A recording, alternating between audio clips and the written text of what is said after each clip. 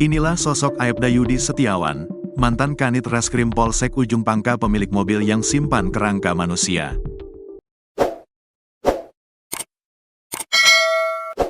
Adapun sosok Aibda Yudi Setiawan kini tengah menjadi sorotan.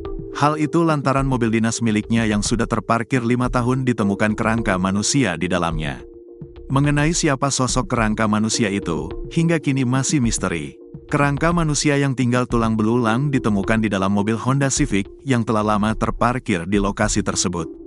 Selama ini, kondisi mobil tertutup rapat sehingga tidak tercium bau busuk. Jasad yang ditemukan diduga sudah lama meninggal, sehingga hanya tersisa tulang belulang. Selain tulang belulang, di dalam mobil juga ditemukan sebuah sarung yang berada di bawah kursi sebelah kiri. Lantas, siapakah Aibda Yudi sosok pemilik mobil dinas tempat kerangka manusia tersebut ditemukan? Aibda Yudi Setiawan adalah mantan Kanit Reskrim Polsek Ujung Pangkah yang kini bertugas di Polsek Panceng.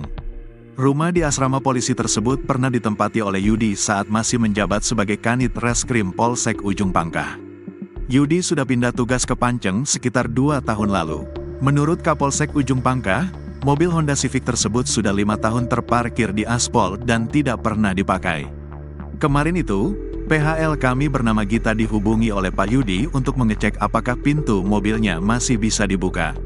Setelah dicek ternyata ada kerangka manusia, ujar Ibtu Suwito. Pihak kepolisian masih mendalami asal-usul dan identitas jasad tersebut.